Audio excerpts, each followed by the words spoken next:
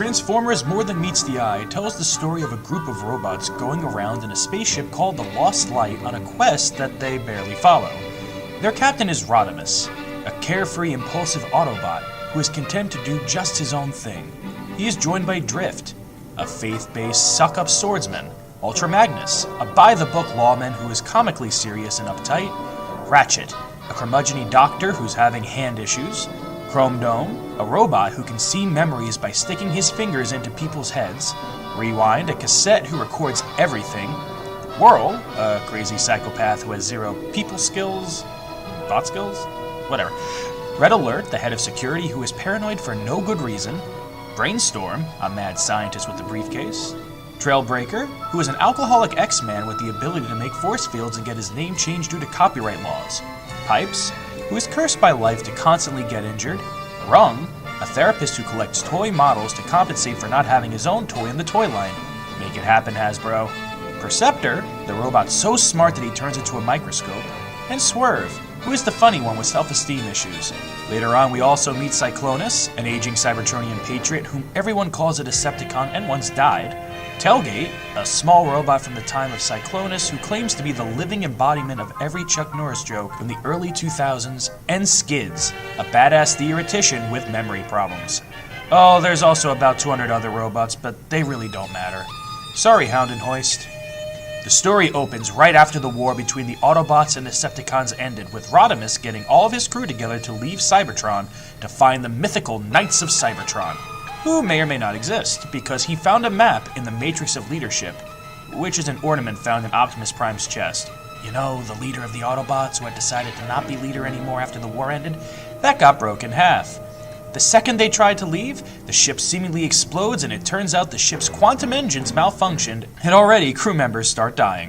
After picking up Skids, fighting some weird giant robots to keep reminding us that the Transformers came out in 1984, seeing Swerve open up an illegal bar, stopping a cannibal zombie that was on board the ship, and deciding that their first stop on their quest should be to find a religious group called the Circle of Light, we take our first detour to the Delphi Outpost, where Ratchet, Drift, and Pipes deal with sick Transformers with the help of the medic First Aid. With First Aid's aid, the trio stop the sickness, which was caused by Ratchet's old friend Pharma, who gets stuck in some snow for 6 months after Ratchet steals his hands.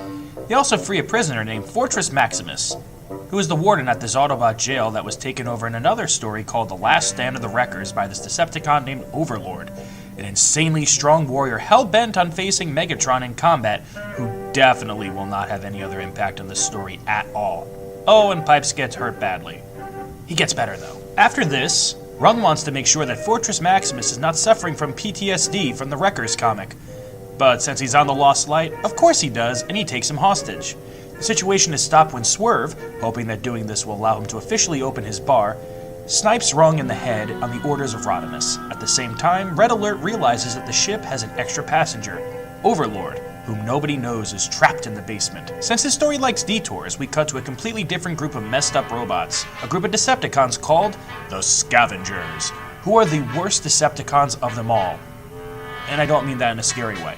They are Fulcrum, a suicide bomber who is afraid to die, Crankcase, who has half of his head blown off, Croc, a transformer who doesn't transform and suffers from PTSD, Misfire, he talks a lot, Spinster, a surgeon who has gone off the deep end, and Flywheels, who's there to die. They find a giant ship shaped like a Decepticon logo, and see Grimlock the Dinobot, yay, who can barely talk and function properly. They are then assaulted by the Decepticon Justice Division, the scariest Transformers in recent memory, who set out to kill every Decepticon that defects, runs, or practically existed. Each of them are quirky and memorable, but the only real important one is Tarn, the leader who can talk you to death and even has a Decepticon face. They even have a pet. The Scavengers, and Grimlock, escape after the DJD picks up where Overlord is, but not after Flywheels is murdered, with his death being recorded by the mythological Necrobot, a neutral transformer dedicated to recording every death in the Transformers War and logging it to the TF Wiki. Back on the Lost Light, Rewind tries to bring Rung back to life by telling an amazing story about Optimus Prime being an amazing cop in his Orion Pax days before the war.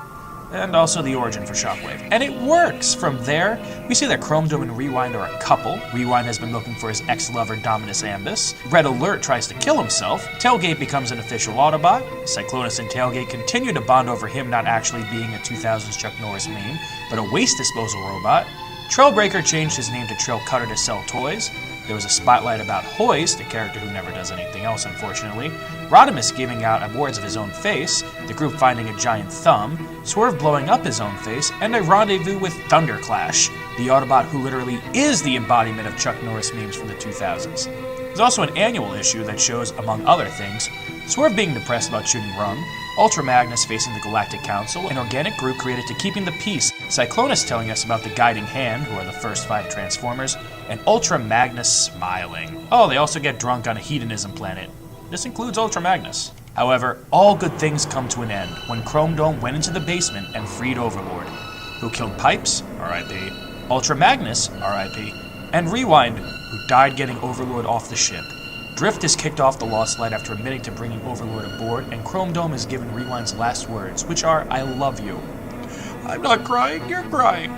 But before there's time to mourn the dead, Ultra Magnus' corpse vanishes, and we learn that Tailgate has 3 days to live. The group follows the trail of Ultra Magnus and discovers Cybertron's missing moon, Luna 1, which has become the base of Ultra Magnus' boss, Chief Justice Tyrest. Tyrest has gone utterly insane and has captured almost all the main characters with the help of those giant 1984 robots and put them in a cell with this little green robot with a mustache named Minimus Ambus, who it turns out was Ultra Magnus all along. Another prisoner is thrown in there as well named Getaway, Skids' old partner, who is the kindest member of the Lost Light to date.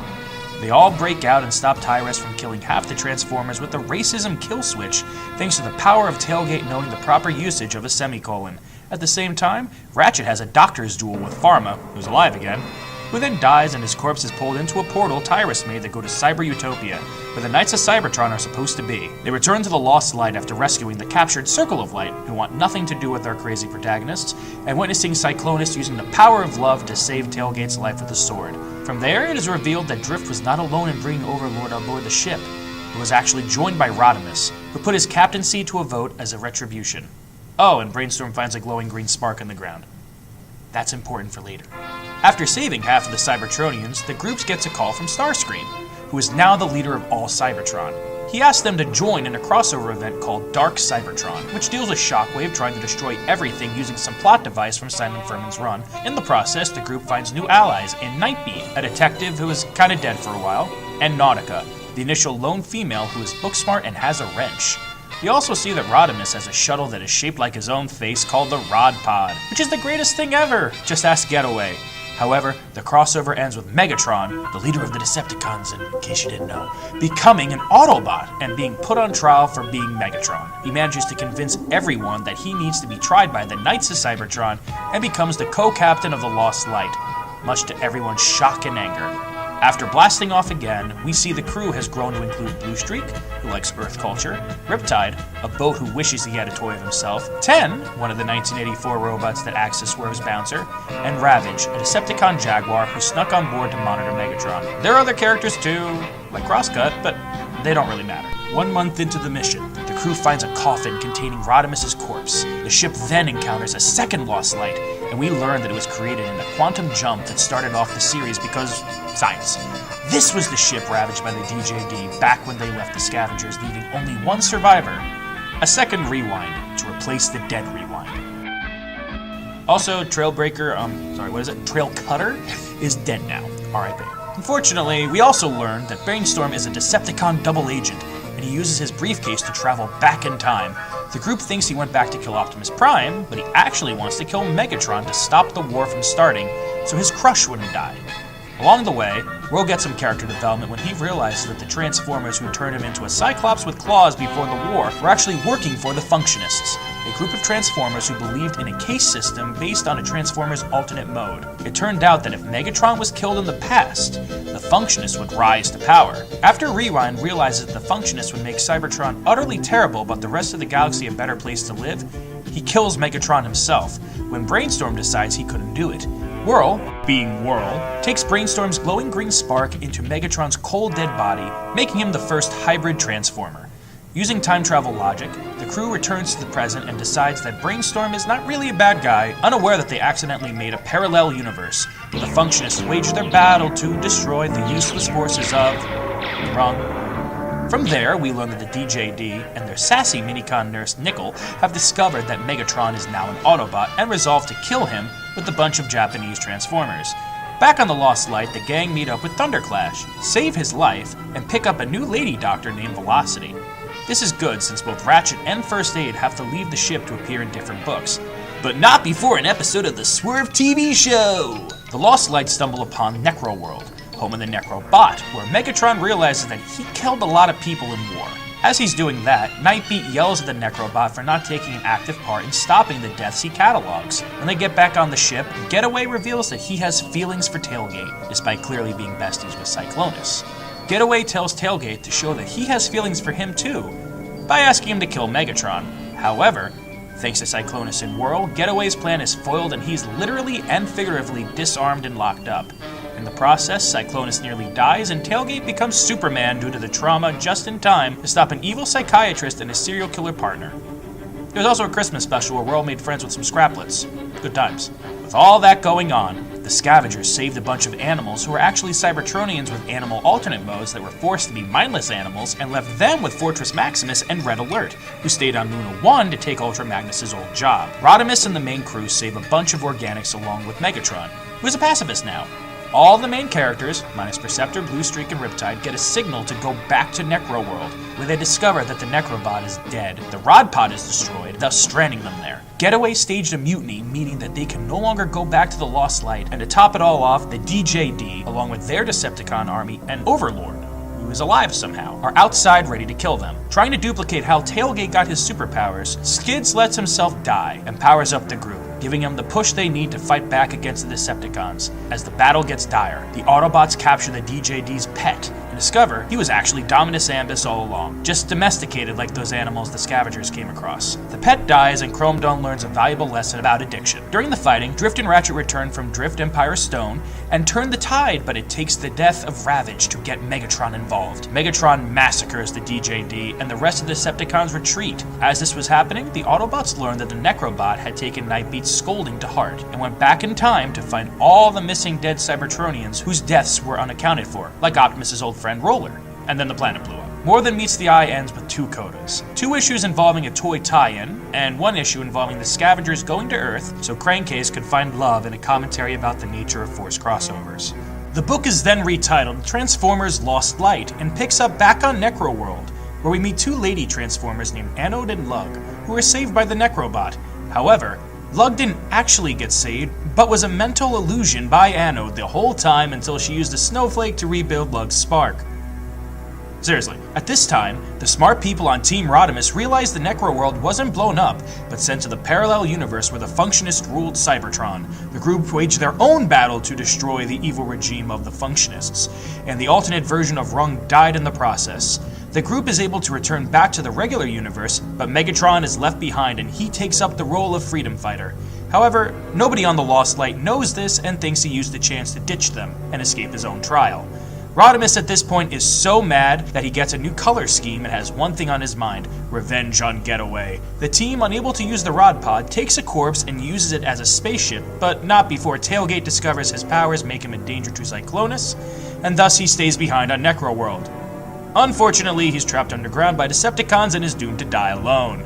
Nautica, still upset about the death of Skids, tries to bring him back to life, but is told that to do so would come at a price: her feelings towards Skids and her friendship with Velocity. She decides that doing so would be stupid, but not before accidentally forgetting why she was friends with Skids.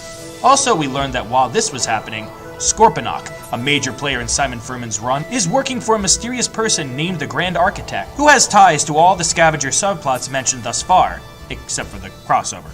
And he has found an item called the Magnificence, which is also from Simon Furman's run, specifically the issue focusing on Hot Rod, or as he's called now, Rodimus. Speaking of the Scavengers, they pick up a new member in the form of Nickel, the DJD's former sassy nurse. They are all picked up by Scorponok, who reveals his plan is to give birth to a human baby girl with the Decepticon logo on her face. I'm gonna let that sink in for a second, folks. Grimlock, finally regaining his senses, joins the battle, takes the baby, and sends the scavengers plus Nickel, who now has the Magnificence for herself, on their way through a portal, presumably to Garrus 9, the prison where Fortress Maximus used to be warden of. A few issues earlier, First Aid and his friends finally came back from their crossover and returned to the Lost Light, where they discovered the Mutineers. They learned that not all the crew were bad guys, but really just did not want Megatron as a captain. When they all learned that the DJD were going to kill Rodimus and crew, the majority of the crew planned to save them, but Getaway erased their memories. First Aid, Riptide, and Thunderclash managed to escape the ship, but not before many Autobots died, like Rook, the most important Protectobot of them all. Team Rodimus, jettisoned from the corpse they commandeered, discovered that they have died, entered heaven, and are starting to meet all the friends they lost along the way, like Tailgate, Pipes, and Trailbreaker, or Trail Cutter, whatever you want to call them. After a nice reunion, everyone is ready to ascend to a higher place and wait for the giant matrix in the sky to vaporize them, like what happened previously to Ten and Nightbeat, who finally found inner peace when he figured out what Rung's useless alternate mode was for. Rodimus, being Rodimus, decides that now is not the time to die and pleads for his crew's case in front of the Guiding Hand themselves. As Rodimus makes his case, Nautica wanders around and realizing that there's more to heaven than meets the eye. When the ghost of Skids visits her, Nautica rejects him and discovers that heaven is actually an optical illusion created by psychics as a means of euthanasia. Also, the scavengers are here now, and Tailgate, who is the real Tailgate and not an illusion. With the illusion broken, Rodimus realizes that they're not in heaven after all, but Cyber Utopia, or Merderi. It seems that the Knights of Cybertron got sick in space and stopped at this planet to get better. However, thanks to the illusions brought about by the psychics, the group instead thought they had reached paradise and inscribed a message into the Matrix to tell everyone about how great a place Cyber Utopia was. Unfortunately, Team Rodimus was not the only group to find Cyber Utopia. Getaway and the Mutineers made it there first. Getaway is now working with the Grand Architect and turned all the Mutineers into cannibal zombies in order to kill everyone. They are saved by the Autobots who escaped the Lost Light before, plus Grimlock, who joined them after making sure the baby was safe. Getaway and Rodimus have their final duel, but Rodimus realizes that killing him would do nothing, and Getaway is instead killed by Whirl's Christmas friends. At this point, we learn exactly who the Grand Architect is. Pharma! And he's got Tyrest working for him too. Except that it's not actually Pharma, but the spirit of Adaptus, one of the members of the Guiding Hand and the God of Transformation. Adaptus has been preparing everything for a final showdown with a giant being from another world, the Functionist version of Cybertron, which is a giant robot now controlled by the evil Functionist Council that traveled through time and space to reach our dimension. It is being pursued by a parallel version of the Lost Light, captained by none other than Megatron, who followed his dream and became a real doctor. Adaptus explains to Rodimus and crew that while Cyber Utopia was not real, they did in fact meet all 5 members of the Guiding Hand. Tyrest was actually Salamis, the god of wisdom, the Necrobot was Mortalis, the god of death, the Magnificence is the remains of Epistemus, the god of knowledge, and Rung, who was the first Transformer, Primus. Everybody except Adaptus forgot about their roles due to a weapon being fired at Cybertron back in its early days designed to wipe everybody's memory. Rung took the brunt of the blast, which explains why nobody can remember him. Rodimus and his crew need to figure out how to stop the Functionist Cybertron from destroying everything and endangering the galaxy. The Magnificence has a specific plan that involves Rung using his alternate mode to create 3 matrices that will be opened by Rodimus, Ratchet, and Tailgate, who was brought to this planet from his underground prison for this very purpose. However, it turns out the Magnificence was doing this to tie up more plot threads from the Simon Furman run, and Nickel kills him to avoid dealing with it at all. By now, all the former zombie cannibals are being treated, and the only member of the Guiding Hand still alive is Rung. Rung decides to make 12 matrices in order to completely reignite the cores of the Functionist Cybertron, finally stopping the Functionist Council in the process and allowing new sparks to grow. Doing so costs Rung his life, but all the main characters are able to open the matrices and save the day, except for Megatron, who can't open his, so Rodimus has to do it in his place, thanks to the last-minute intervention of Fortress Maximus and Red Alert, who arrive in Luna 1 to make sure Cybertron is in planet mode when all of this goes down.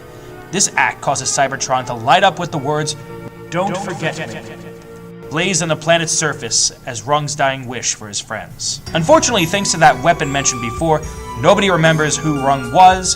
However, a new generation of Transformers born from his final sacrifice all look like him, so that's fitting, I suppose. With the conflict over, Megatron is charged to stand trial for his crimes against the species, and the Lost Light is to be decommissioned in order to help bring all the Rung bots to term. Rodimus manages to secure one final trip on the ship and plans to try one final gambit, a recreation of the accident that started it all, in a chance to bring the Lost Light to a new dimension created by Brainstorm's briefcase. It doesn't seem to work, and the bots go their separate ways. Several years later, Ratchet dies, and his BFF Drift holds a memorial service for him. We learn that everybody barely kept up with each other for years. Nautica is an author. Swerve opened up a chain of bars, although only one bar remains. Brainstorm is on life support, with his briefcase being the only thing keeping him alive. Anode and Lug take care of the Rungbots. Minimus Ambus has given up the Magnus armor for good. Whirl has been arrested and will eventually go and live with Cyclonus and Tailgate when he's released. Rewind is stuck as a memory stick who communicates with Chrome Dome through a USB port.